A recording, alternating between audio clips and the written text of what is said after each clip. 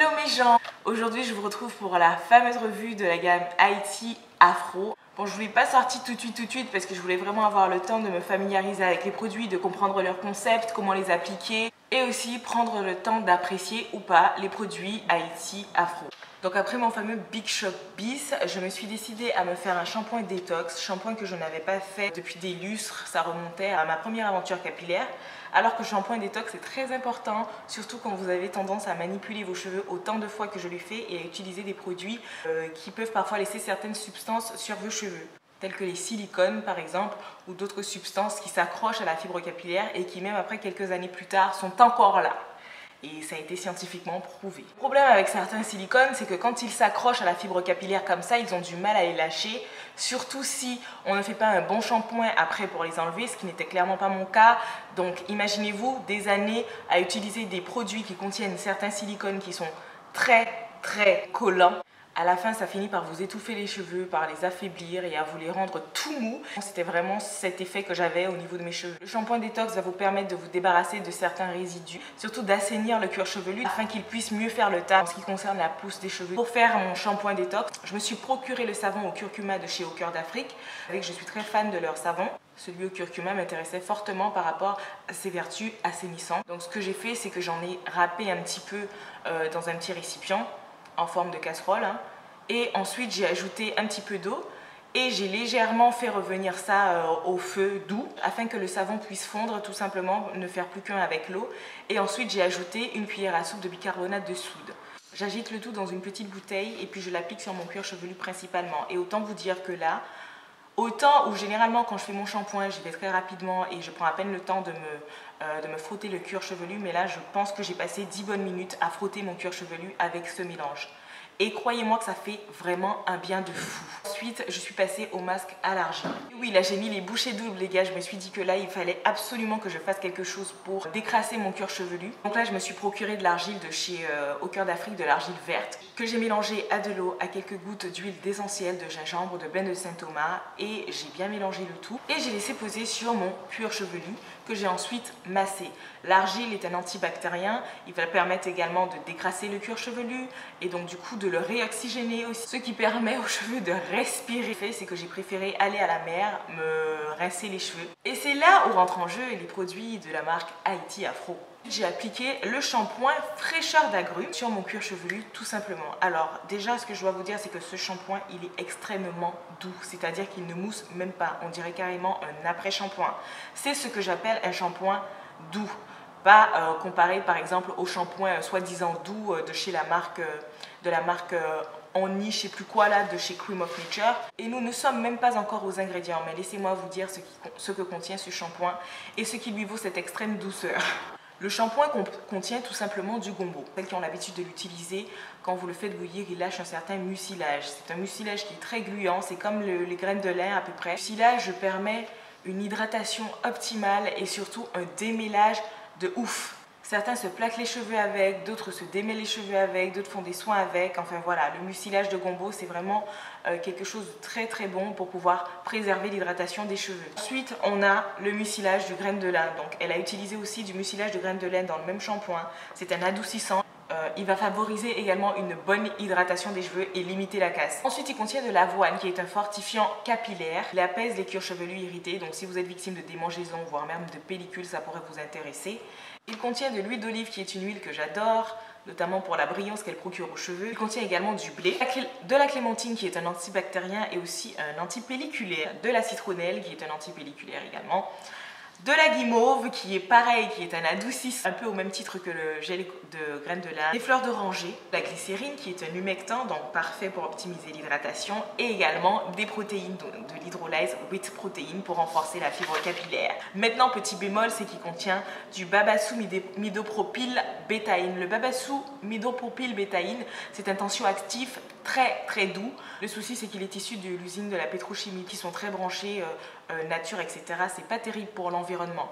En revanche, au niveau des cheveux, il n'est pas occlusif ou quoi que ce soit. Bien au contraire, c'est un tensioactif qui est extrêmement doux. Après l'avoir appliqué, donc je l'ai même laissé poser sur mon cuir chevelu. C'est pour vous dire, hein, c'est pour bien optimiser le décrassage de mon cuir chevelu, on va dire. Mais je l'ai même laissé poser avec la lotion APEP Ultra, donc je vais vous en parler de la composition dans un instant.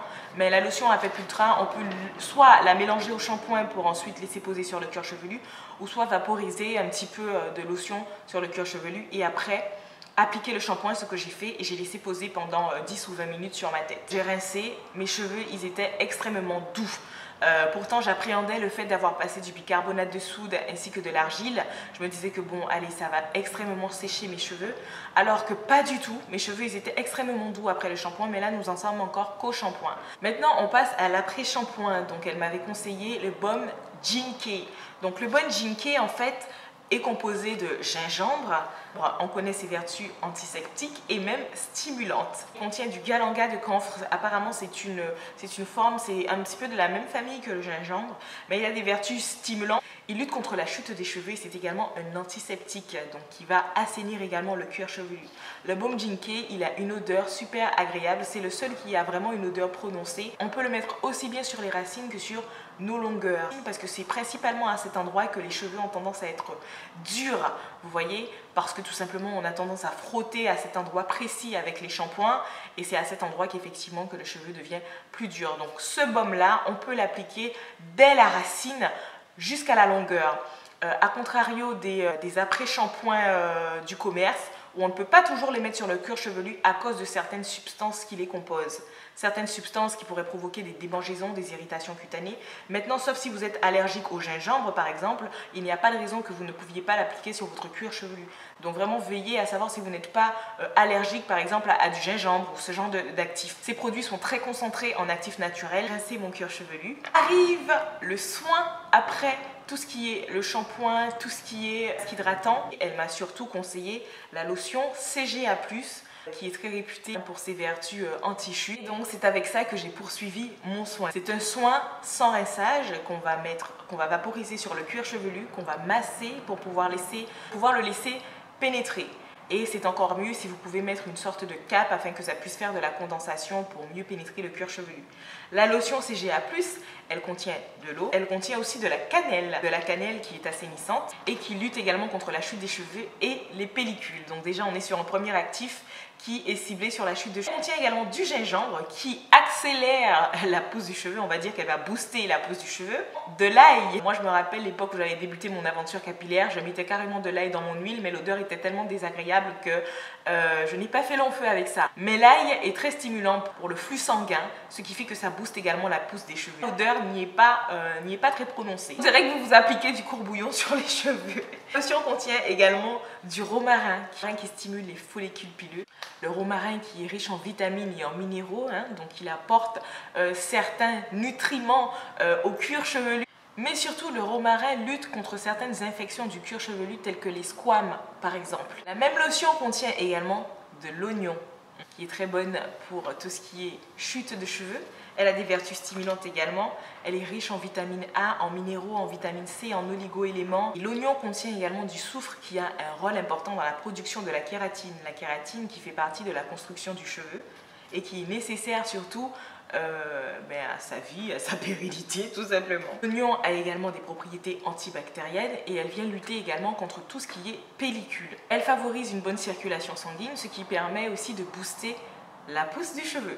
La lotion contient également de la menthe qui est très rafraîchissante. Je ne suis pas spécialement victime de démangeaisons. Je me sens vraiment légère en ce qui concerne mon cuir chevelu. Il contient également une plante que l'on appelle la théière. C'est un antioxydant et c'est un DHT bloqueur. Il contient également du girofle, qui est un antibactérien, bon aussi pour lutter contre les infections de la peau. Et il lutte également contre la chute de cheveux. La lotion contient également du citron qui va rééquilibrer le pH et lutter contre les pellicules également. Elle contient également de l'huile d'avocat qui est très bonne pour préserver l'hydratation, l'huile du germe de blé qui renforce la fibre capillaire et qui lutte contre la sécheresse et les fourches. Elle contient également du moringa, donc la fameuse poudre de moringa qui est très hydratante pour le cuir chevelu et qui lutte aussi contre la pollution. De la spiruline, tiens, de la spiruline dans les produits. Ça c'est quelque chose que j'avais jamais testé jusque là. Je ne sais pas si vraiment elle pénètre la peau, la spiruline dans un produit capillaire, mais je sais qu'ingérée par voie orale en tout cas, elle a certaines vertus puisqu'elle est riche en oligo-éléments et en minéraux également. Et la lotion contient aussi de l'hydrolyzed whey protein, donc c'est des protéines hydrolysées qui pénètrent la fibre capillaire afin de renforcer celle-ci. Donc la lotion CGA+, sa composition est très similaire à la lotion APEP Ultra que j'ai utilisée au moment du shampoing et que j'ai laissé poser avec le shampoing. Elle me les avait suggérées toutes les deux parce qu'elles sont apparemment très bonnes pour la chute de cheveux. La lotion CGA+, sa composition est très similaire à la lotion APEP Ultra. Donc c'est pour cela que je ne vais pas rentrer dans trop de détails sur la lotion APEP Ultra. Mais la lotion APEP Ultra, la différence avec la CGA+, c'est qu'elle se rince. Voilà, c'est ça la différence. Et je n'ai pas vu beaucoup de différence en ce qui concerne la composition. La lotion hydratante qui m'a d'ailleurs été offerte avec une petite pince, donc elle a eu des petits gestes attentionnés dans son colis. Sa crème au niveau texture, elle est très agréable. Elle me fait un petit peu penser à la crème hydratante de Mango Butter. À la différence, les ingrédients, elle y a mis de la poudre de coque d'amande douce, de l'huile d'abricot, du beurre de karité, de l'huile de ricin qui est stimulante pour la pousse, l'huile d'argan, pareil. Il y a mis de l'amla également. L'amla favorise la croissance du cheveu.